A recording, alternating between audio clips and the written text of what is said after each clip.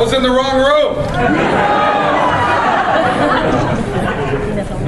Working, yes it is. All right. So I don't know. We had this cool bilingual opening plan for you, but I don't know if you really need that if you're here now. But Just pretend I'm not here. Go ahead. Alright. Bon après-midi tout le monde! good afternoon, ladies and gentlemen. How has your con been so far? Ok, notre prochain invité n'est pas un voyageur dans le temps, mais sa carrière l'a amené dans le passé et dans le futur. Our next guest may not be a time traveler. Our next guest may not be a time traveler, but his career has taken him to the past and to the future. Pendant 6 ans, il a combattu des dieux et des créatures de la mythologie dans la série télé Hercule. For 6 years, he faced mythical gods and monsters as the star of Hercules, the legendary dream. Et par la suite, il a combattu des menaces extraterrestres sous le nom du capitaine Dylan Hunt dans la série TV Andromeda.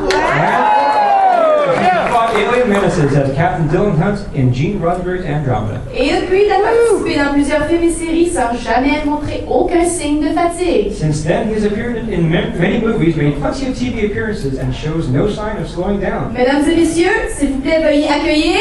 Ladies and gentlemen, please welcome to the stage, Kevin Sorbo. There we go. How's that? Yeah, thanks. We're the married introduction couple. Very cool. Anyways, this is set up as a pretty straightforward Q&A. I guess if you have a question or you want to say, how have you been liking Montreal so far? It's my first time here in Montreal. It's kind of good to be here finally. I lived in Vancouver for 5 years shooting Andromeda, so I know BC very well.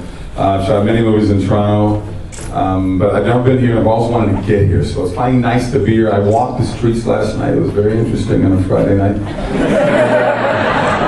And I had a very good meal and went and saw some friends of mine who were performing at the, I'm just going to say St. Denis, and you guys can put your own accent. Saint Denis or whatever it is, the palace there, the theater. It was very nice. It was a very nice show. And, it's good to be here. It's good that I'm a traveling kind of guy the way it is, and I hope to get back here. I want to come back and see is it the Laugh or Comedy Fest? I want to see that. But I watch a lot on TV, and it just cracks me up every time. So I will get here eventually. But I'd rather take your questions. Otherwise I'll sit up here just blah blah blah. All right. Who wants to start? I'd rather have questions from you guys, but it's good to be here, guys. Thanks. So we're going to take questions now. If you, si vous avez une question en français, demandez-le en français. Si vous préférez, on va le traduire pour vous. So if they ask a question in French, we'll translate.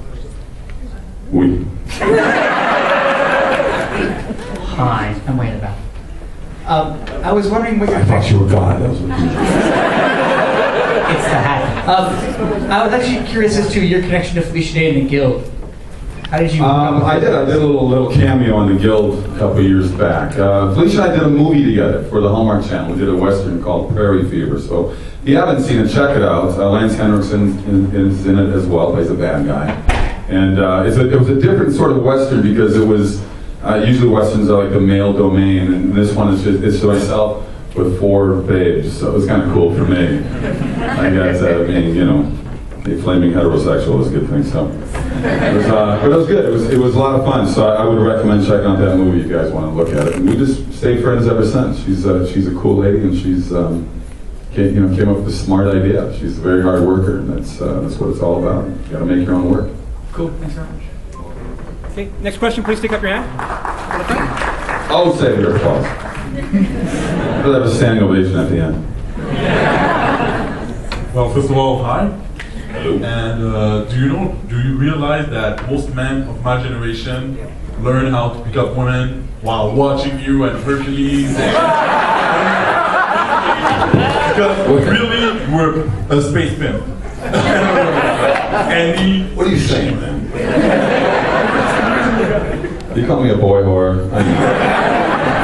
It's funny. With Hercules, I was kind of played sort of a shy, reluctant womanizer in a way. My buddies would call me up after and say, "How can you say no to her?" But on Andromeda, for those of you who don't know about Andromeda, it was actually the first show Gene Roddenberry wrote after Star Trek. He wrote it in 1969. And he went, thousands of years into the future beyond that. And they did a pilot with an actor named John Saxon. Some of you may know who that is, some may not. But they didn't pick it up because at that time they thought Star Trek was a failure. You know, they canceled after 3 seasons, so they were wrong, which most studios usually are. And so they brought it to me 30 years later. But it was it's interesting. After the first season, I started getting fan mail from people saying, you know, in the first season of Star Trek, Captain Kirk kissed 17 women. You only kissed 4. So I told the writers back in Los Angeles, I said, make me more slutty, could you please? So I can catch up to Captain Kirk. So there you go. That's what happened. Next question, just hold up your hands.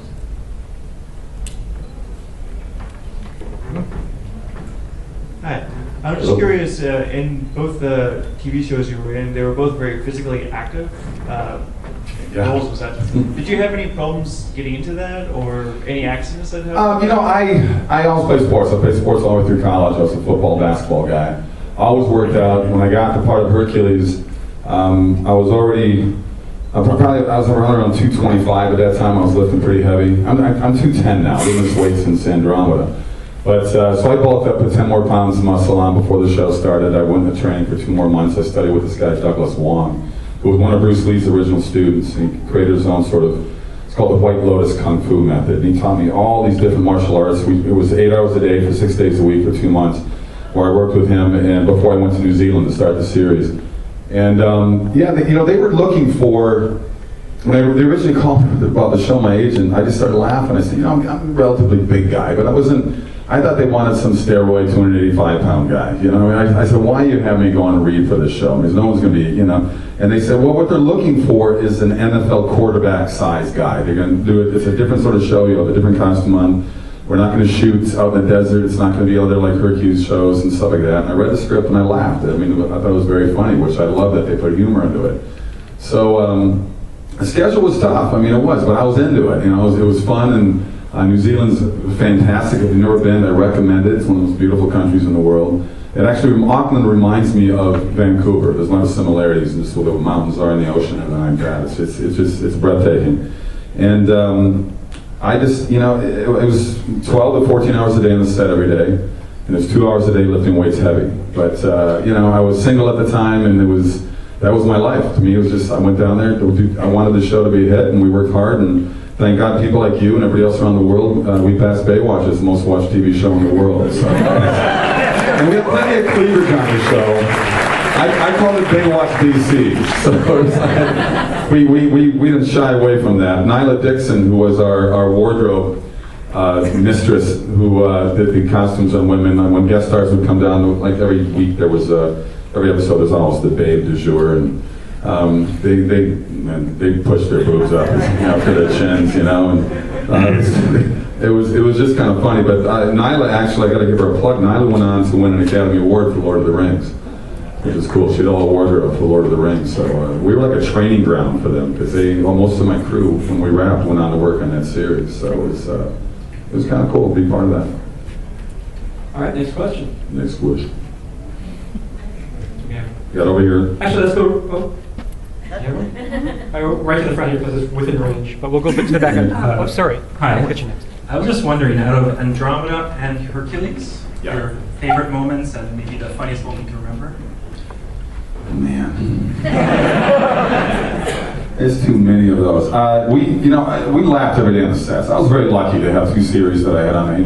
From 1993 to 2005, it was just. I was very lucky as an actor to have that sort of steady work. That happens very rarely for anybody to even get one show.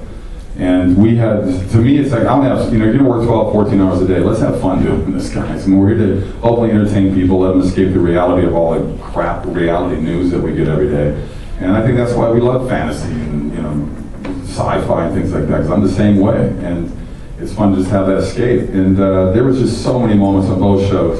I can't say I like the shows equally because I love them both, but Hercules is what started for me. So that's sort of what I went with as my favorite show. But I'm kind of a practical joker, and I like to do stuff on the set. But it's the one thing on Andromeda we always did. The first season of the show, if you looked at it again, the ship had different sort of red and kind of pinkish tones to it, and I had a weapon called a force lance, which had to look really cool on paper, but then they look like dildos. So There was a non-stop thing on the show where during a scene, I would pull it out and say, "Have you seen my force lens?" Every girl and woman on the show. So it became sort of a joke, and if I forgot to do that, the crew would, they would remind me. They go, "Show me your force lens, show me your force lens." So they put together a tape of me saying that about 100 different times on the show. So. But it was, it was just a lot of fun. There was a lot of stupid things we did to each other. We kept it very loose on the set. I always said, especially on Andromeda, I wish they would have filmed behind the scenes what we did, because it was, there were so many jokes that were going on. We were very loose in rehearsal, and guest stars for the first time would come on there and be shocked to see how casual it was on the set. Now I said, don't worry, when the director says action, we're very serious, but we're not going to screw on the way we do it here now. But we kept it very light. Keith Hamilton Cobb, who played Tyr on Sazi, our friendly Nietzschean, he had a habit of leaning all the time. In every scene, he'd lean on something. It's like guys in a bar. We all look for something to lean on.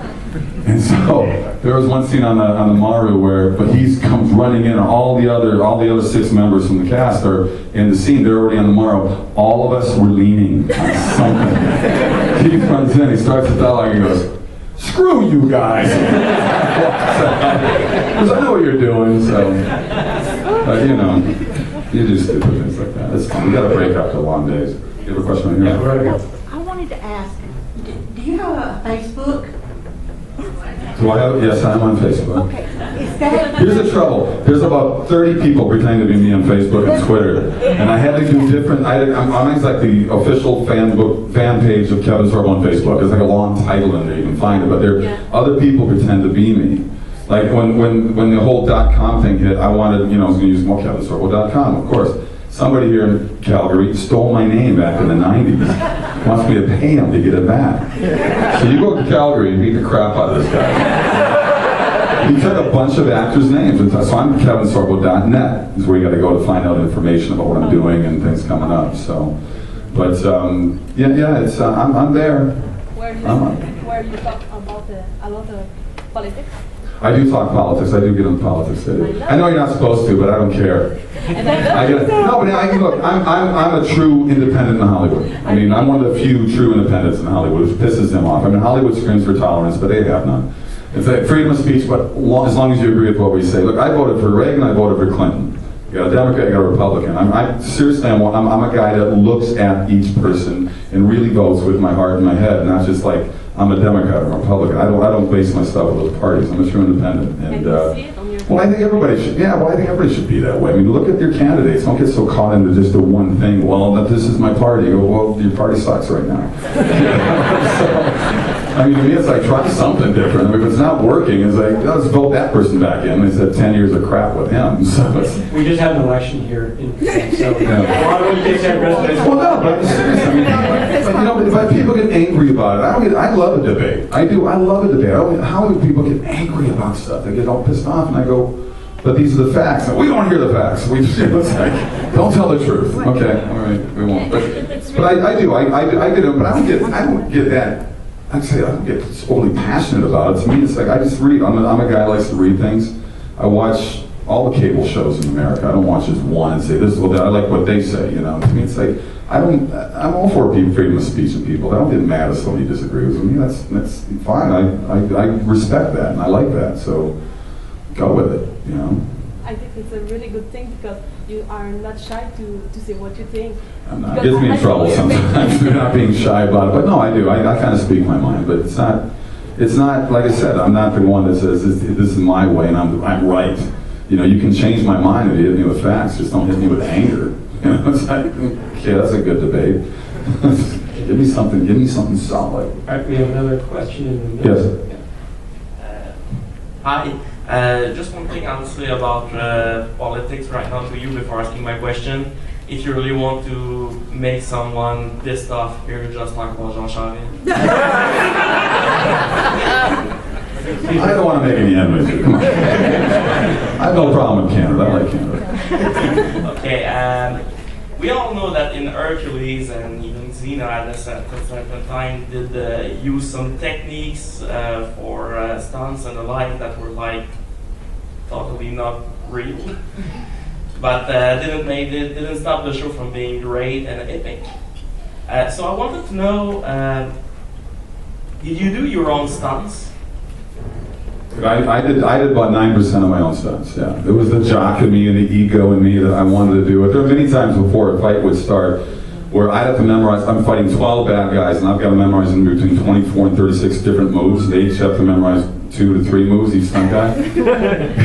We rehearsed a lot, trust me. We rehearsed almost every day on set. If I had every episode of the 3 fights, you know, and so days that we weren't shooting fights, the stunt guys would be on the set, and I'd be shooting a scene with Michael Hurst doing something, but then on breakdowns, I'd be over there. I never just sat around the set. I can't sit that well anyway, so we would rehearse all those things. But there were many times I get out there, and the fight's ready to start, and I got all these guys in circle around me, and I'm going, oh shit, what's my first move? You know, and then they're like, we have speed and action, but it's weird once it starts going in, it starts to flow like a dance, so you get into it. But there were many times and I got, you know, I got nailed a couple times. I mean, I had broken fingers, I got cut up by swords. Michael Hurst, in the fight scene, when we first, in season 2, at the end of season 2, we're introducing Xena's character for the first time. And she was like the evil bitch warrior princess, you know? And she talks, you know, Aeolus into kind of going against me with this big fight scene with swords. And we're doing a rehearsal for it, and Peter Bell's our stunt choreographer, puts this really weird move where I've got to do a 360 as I'm spinning down on the ground and come back around.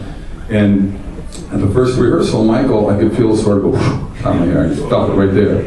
And he's supposed to be, you know, at my head level. Okay, so I'm down here. He's supposed to miss me by 2 feet because I'm down. So I went to Peter and said, man, I don't like that move. I don't like that move. I don't like that 360. I don't like it. And Michael goes, oh, come on, Mike. I'm the New Zealand fencing champion. I don't want to hit you more about it. Yeah. First take.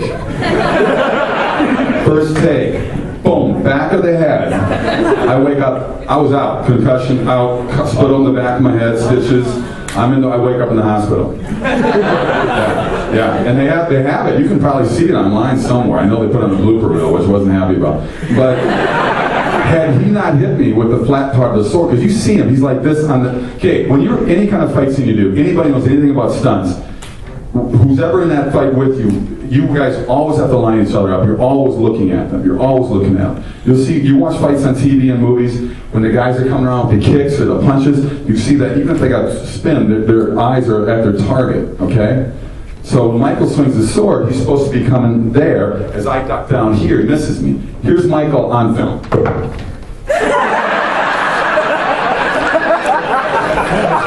Straight down. 2.5 feet short of his mark. And then to make me feel better, it gives me a bottle of scotch. I don't drink scotch. So that doesn't make me feel better. It gives me a headache. But that was a nasty one. So we went away from there. We had real swords. So we went away. I mean, he hits me on the flat side. He hits me on this side. On the actual blade side, probably would have killed me. I mean, it split my head open. I had 12 stitches. And yeah, it was kind of scary. It wasn't fun. He did show up on Andromeda later, so no bad blood. I made him shave his eyebrows for that episode. Get your ass, man. Michael. Michael's a great guy. He's a wonderful actor and a good friend of his day. So. Yeah. Hi. You have great memories of all these cast characters and staff members from your past shows. I wonder if, how well you get on with them from your earlier shows like Hercules, especially Lucy Lawless. Well, you know, I haven't seen Lucy in years. And she's down in New Zealand. They're filming Spartacus down there.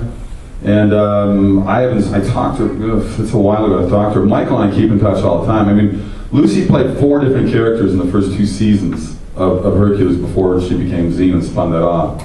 But Michael and I keep in touch with emails. Bruce Campbell and I keep in touch all the time. I told Bruce, I said, we have to put a book together or emails to each other because they're pretty hilarious. But Gordon Woolbit, who played Harper on Andromeda, he became a very good friend. He's got 3 kids. I got 3 kids. We're all about the same ages and stuff now. And, well, we definitely keep in touch. I was just in Vancouver in this past year at another one of these Comic-Cons, and we went out every night and stuff, and he showed me around again. I said, well, I know Vancouver. I lived there 5 years. But we had a good time. It was a lot of fun. And Brent State, who was our neighborhood, you know, Magog, he's still a good friend too. So, you know, it's hard. You know, everybody's got lives. It's hard to keep in touch with everybody, you know, and When I'm not working, I'm a cab driver for my kids. Dance and soccer and lacrosse and track and football, and all I do is drive. But I know that'll go by quick when they become teenagers and not want anything to do with me. So, right now they think I'm cool. There you go. Next up? Yeah, perfect. Hi. Hi. I think it's your birthday in 10 days, so happy birthday. Quiet. It is, September 24th. Yes.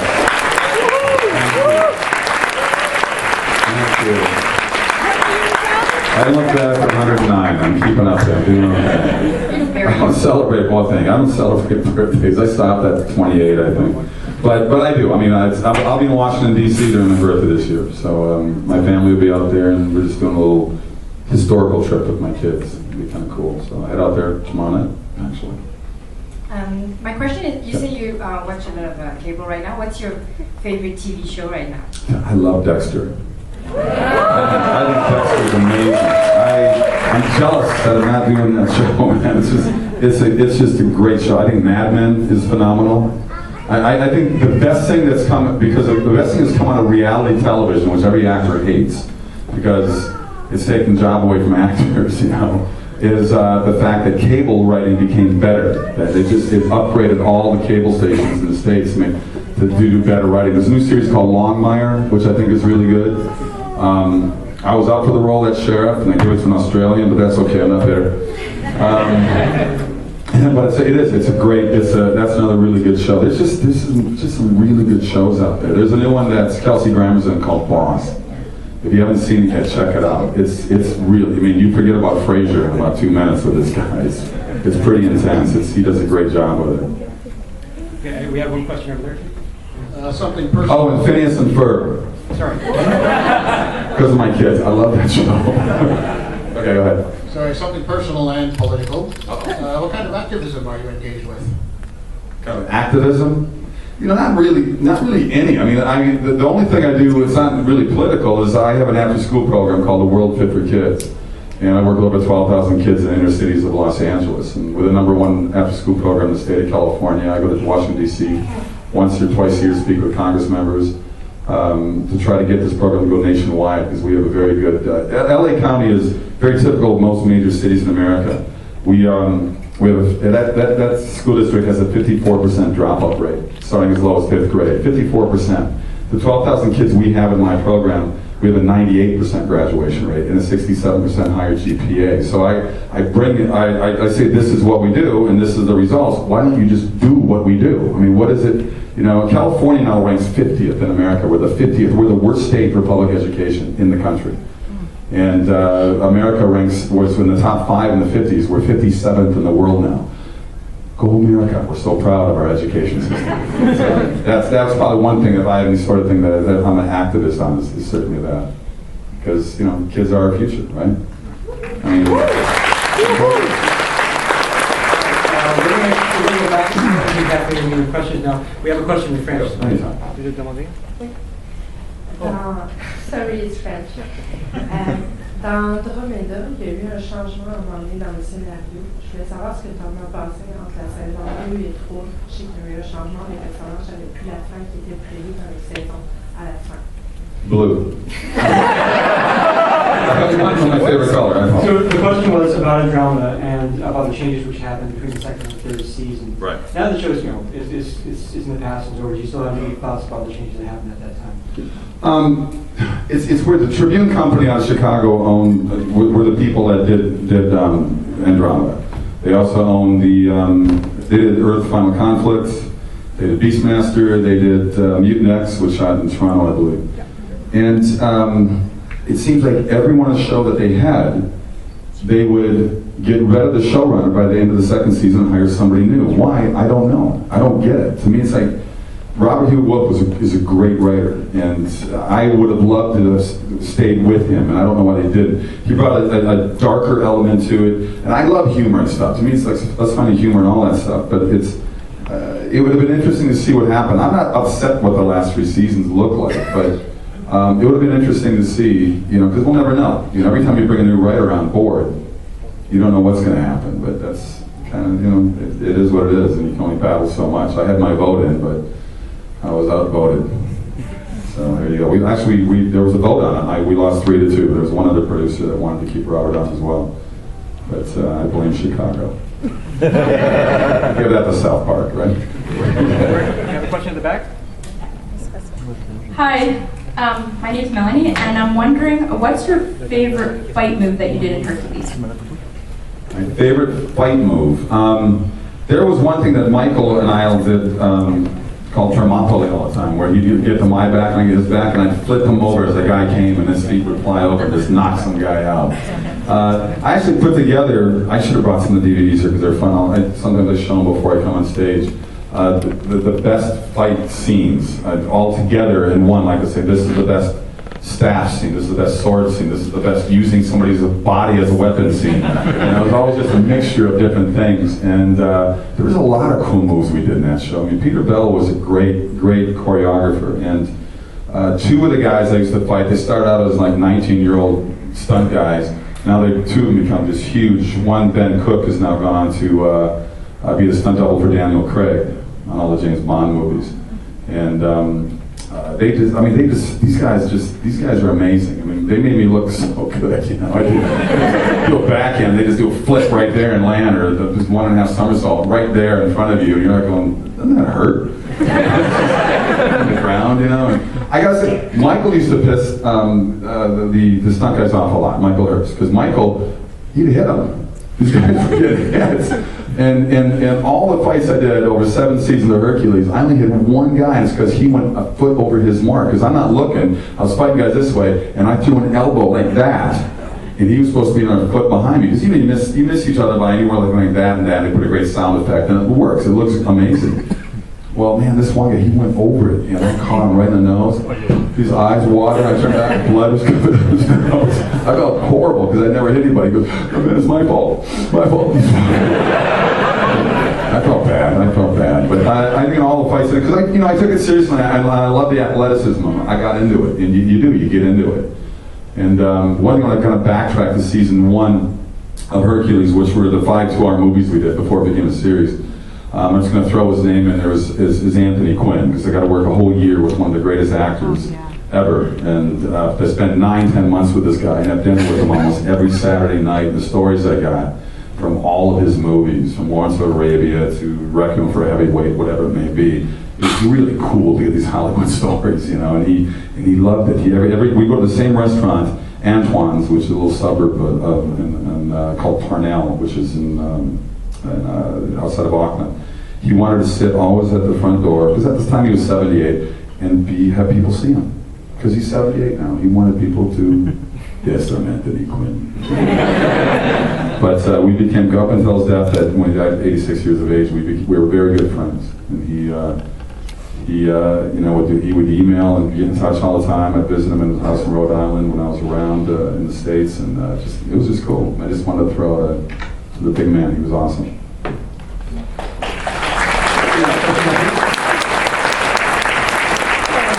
Hello again. Didn't you meet your wife on the Hercules set? I did meet my wife. I met a lot of potential wives on it. It was every 2 weeks they sent down a babe for me to work with, and I said, thank you, God. This is like ducks in a pond. Tell us what happened. Sam is my wife's name. She came down to do she came down to play, this episode was called Prince Hercules, where I get amnesia. And she's supposed to be my wife, but she didn't like going along with the plan to make me turn into this sort of opposite guy, my character was supposed to be. But we met, my brother was down from Milwaukee with his son, and the episode was going to start on a Friday. And we always have cast read-throughs like on the Tuesday or Wednesday before. So after a long day, even before I left weights, I have to go read the entire script with the new cast members at a hotel. And you go through the script and you find out what's wrong about it, and most of the time it's only like 10% of the script you have questions on. But she couldn't make it that day because there was a volcano that had gone off, and they had so much ash in the air they canceled all the flights. So I had to do a private one with her and the director the next day when she came in 24 hours later. It was a long day. I walked down there. I'm at the director's apartment, and there she walks up, very pretty, and I shook her hands, and then she just pulled me in and gave me a hug and a kiss on both sides. And I was like, oh, okay, we'll do the actor thing, I guess. You know? But I was kind of smitten with her right away. And Friday, the next day, we had to do a kissing scene. Was our first scene together, and I hate they do that. But a lot of times they do that with actors just in case the actors hate each other by the end of the episode. So they want to get that out of the way. So it was the last scene where we shared this kiss. And I was already kind of pretty smitten with her. I was kind of blown away by her. Very bright, very funny, very sarcastic, just like I like. And I'm sitting in my chair way over here as they're setting up the scene. We're outside by the castle, and she's over there, and there's a couple other actors between us. And I leaned over and I said, hey, Sam, do you think maybe we should practice this kissing scene? So she says, well, she goes, yeah, that'd be a good idea. Annie was our makeup artist. Do you have any mints or gum? And so she goes in there. She goes, no, it's not for me, it's for Kevin. And I thought, okay, touche.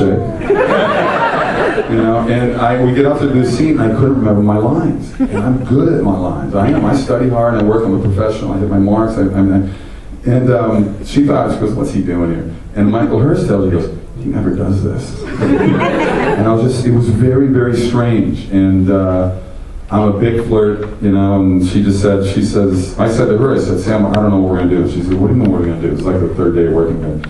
And I said, well, we got this water hazard between us called the Pacific Ocean. You're in LA, I'm down here in New Zealand. How are we going to make this work? She laughs and she says, I don't date actors. And I don't date guys with long hair. And I said, well, right now, I'm making a pretty good living with his long hair.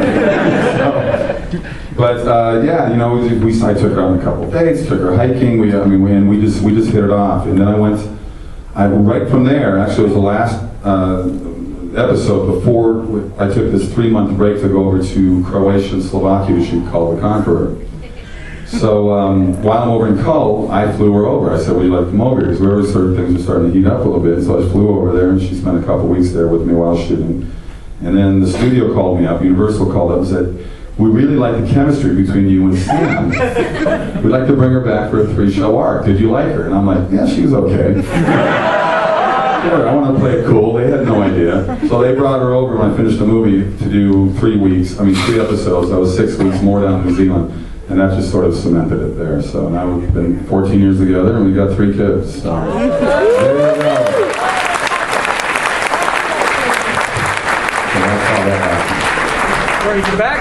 We got, right here. She's been raising her hand like sure. crazy over here. You want to come up here and... One more. Let her... Want to yell it out? Okay. Can you hear me? Yeah. Okay.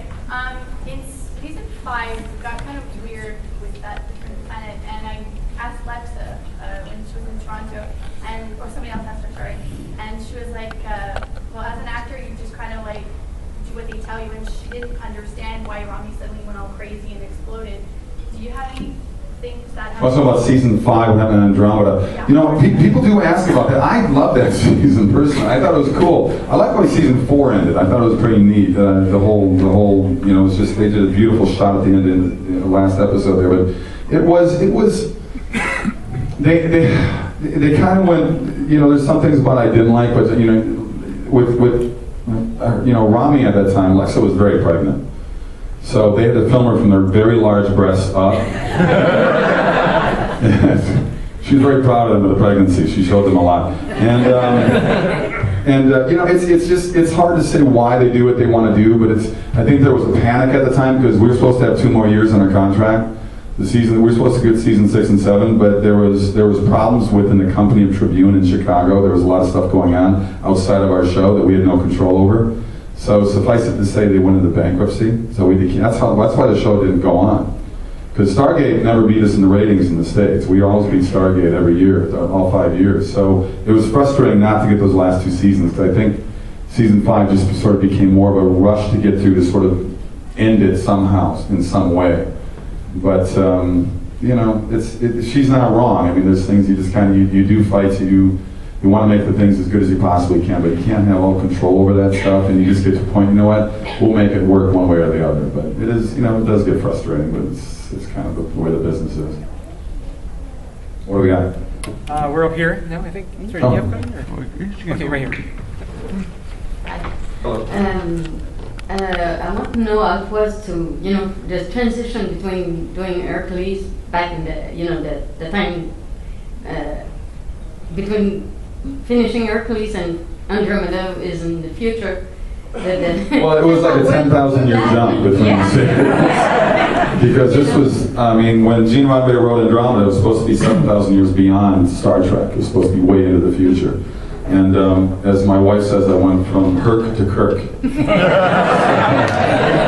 So it was, the biggest transition, really, it wasn't a big deal besides cutting my hair and losing about, I actually hired a Pilates instructor and a yoga instructor, two things I thought I would never do in my life. Because I didn't want to be as big, so I lost 20 pounds of muscle. I had like a 6-month break between the shows.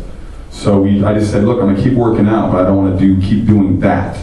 And what I had on Hercules, I want to make this guy a little bit different character. He can still be an athletic guy, but it was. What I liked I liked both shows, but what I liked about Captain Dylan Hunt was that there was a human element to him that Hercules couldn't possibly have, and Dylan's not going to win every fight. So it adds more drama to it. And I think on Hercules, that's why you had to have all the humor in there, because he's going to win. It's Hercules, but I think what made it fun was just that there was always going to be humor in there. But with Andromeda, it was like, he's not going to win every battle, and he's going to get hurt. And he's not going to have everybody agree with him, and for an actor, it creates a lot of more elements to play with, and it just made it just a pretty fun character to play. Well, you were great in both. Well, thank you. You really were. But you were saying in Hercules that the hours were very long. Oh, yeah. In Andromeda, I suppose maybe there was less exterior.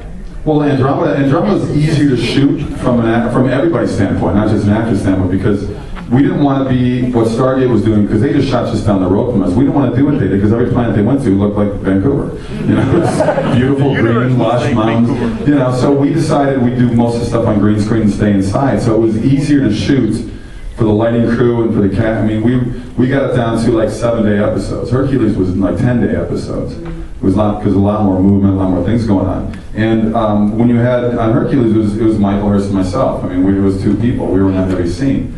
With Andromeda, there's 6 other actors besides me. And to me, I was like, thank God, let's spread the wealth, tell their story. So yeah, I had much better hours. I made it so I said, look, I get 12 hours door to door. I'm not going to do 18 hours door to door anymore. So my entire crew was the crew that used to work in X-Files.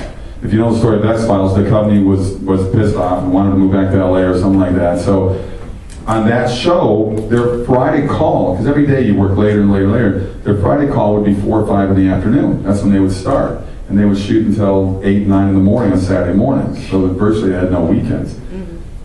I made it so every day we wrapped between 6 and 7:30 every single day. My crew loved me. These guys are getting home to their kids for the first time in 6 years. They're able to have dinner with their kids and stuff. So, and it wasn't a hardship. It was easy to do because of the way the setup was, with everything being shot on the ship for the most part. So it made it easy. One last question. You were so. You only get 2. No, go ahead. You were so good in both those series. Do you have another one coming? It's funny. I did a pilot for ABC when Andromeda finished. I had developed a half-hour comedy. I'd done a lot of guest spots on comedies, Dharma and Greg, Just Shoot Me, 2.5 Men, all that stuff.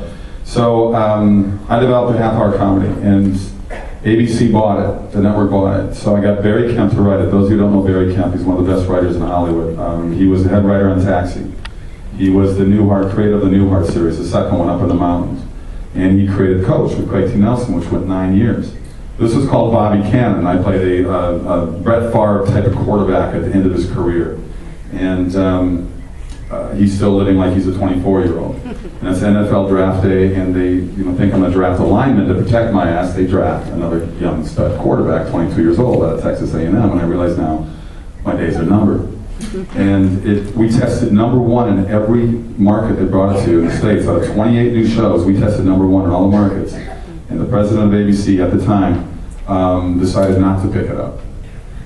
And it's amazing to me, why would you spend the time and money They shoot the pilot. Pilots usually cost a lot more money than once the show starts to go. It costs a lot more money to build the original sets and everything else, so it's like a $3.5 million pilot. And just threw it out the window. The 7 shows that they did pick up didn't last 6 months. They were gone. And I was shocked they never even brought it back. You know, but what they do is they take it from you and buy it from you, and they own it for 5 years.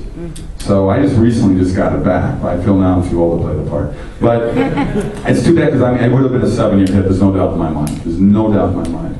But you know, it's weird who has the control of what we all get to watch. There's usually one guy at each CBS, NBC, ABC. They have the choice. And this is the same president, he's gone now, but this is the same president that said no to Jerry Bruckheimer when he bought him CSI 12 years ago. He told Jerry, you're a movie guy, you're not a TV guy, you don't get it. How many shows did Jerry Bruckheimer have on the air? And he said no to American Idol, he called it a dumb idea. So, welcome to Hollywood, where you just sort of throw spaghetti and see what sticks. You know, it's amazing, it's amazing. But I do have. There's a couple series that we're working on right now, and we're feeling pretty good about them. We'll see what happens. I've got some meetings first week in October with a new one that I developed with my wife. Actually, I'm not going to say anything about it right now. It's an hour drama. I have another one that's an hour action drama that we're getting a lot of heat on. Actually, the writer lives up here in Montreal. He's American, but he's got dual citizenship. He lives up here. Michael Sloan, he created the series The Equalizer. Remember that series? This show's called, I'll tell you what, this show's called The Handyman. And it's, I play an ex-CIA operative that works outside the Constitution. And if you're a bad guy, you're screwed. It's like 24, but darker. And it's, I hope we get it going because we got a lot of heat on it right now, so we'll see what happens. But we're working on it. I know that kind of leads to what I should just say. I've shot 4 movies this year. I've got 2 more coming up. I'm leaving next month for Argentina. I'm shooting a movie there with Ving Rhames. We're doing an action movie. And then I'm coming back to New Orleans to shoot a faith-based movie called God Isn't Dead, where I play a professor of a philosophy class at a university, and I'm an atheist. And there's a kid in my class, a junior, that wants to have a debate. He wants to debate that God is alive. And it's amazing. I read the script. It's an amazing script. And they've already got distribution on it, which is pretty cool. So it's going to be fun. It's going to be fun to play this guy and play that role. So if you go to kevinsorbo.net, you'll find out. I've got 9 movies that have not been released yet coming to 4th shop this year. So hopefully they'll be out soon. I know a Christmas one's coming out. In November, that I shot with Della Reese, you might remember her from Touched by an Angel with Roma Downey, and Terry Polo plays my love interest. Terry was Ben Stiller's wife in Meet the Parents, Meet the Fockers. So it was fun. We shot that in Louisiana about 3 months ago. So hopefully you guys look for those when they come up this year. Great. On that, unfortunately, we're right out of time. Oh, we got one more question. Go ahead. One more. It's not a question. I just want to say thank you, and it's been a pleasure to meet you here. It's awesome. Welcome to One more. Thank you. Yeah, fix your time. Thank you very much. You mentioned earlier Cull, and I just want to say it is actually one of my favorite movies. It was a very fun kind of action movie, and I've watched it a couple times, especially when I'm having a bad day. It's a great relaxed movie. You know, here's what they did with that movie. They approached me with Cull the Conqueror. Cull was Conan's father in the mythology of that. And, the original script was an X with the amount of violence and sex that was in it. I mean, it was really hardcore. And I said, hell yeah, I want to do this. And but the Universal wanted to tone it down. They thought it was going to alienate my Hercules fans. And I wish they would have alienated it down to an R. But they took it all the way down to PG-13. And as much fun as that was, there was a lot of hard work in that movie. I mean, it was half the fight scenes aren't even in there. Where you're going, why do you make me go through these 3-day fight scenes? You know, I mean, we're just getting chopped up fingers and knuckled. Everything was just these swords clashing. But it is a fun. I tell people it's a great video for home. It's a great video. But my only thing that upset me is what they took away from what the theatrical could have been. But it's airing like crazy, and I'm getting, you know, between that. I did another movie called What If. If you haven't seen it, please get What If. It's a very good family movie. You'll like it. Your kids might know Debbie Ryan plays my daughter. She's on the Disney Channel. Christy Swanson, the original Buffy the Vampire Slayer, plays my wife. And John Ratzenberger, you all remember from Cheers. He was Cliff, the postman. plays this really smart-ass curmudgeon angel. And it's called What If. I highly recommend it. I wish you guys go check it out. But I guess they want me to be done now. Is that right? Am I done? Now, hang on a second here. This guy here who wanted to end it 5 minutes ago just said we've got an extra 20 minutes if you want. 20 minutes? You guys don't give me with 20 minutes, do you? Wait.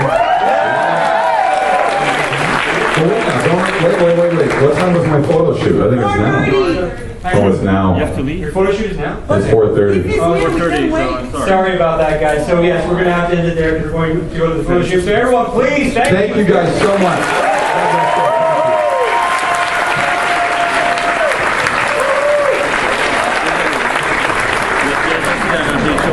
What's that?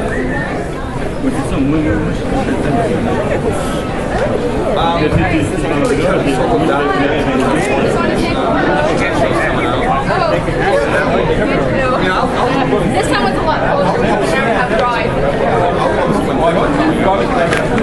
Oh yeah. We're gonna go back to one day. Twitter's at K-Sorb. Sorb's just my nickname. To Kevin Sorbo again. Maybe you can be. I'll be. Are you good? Okay.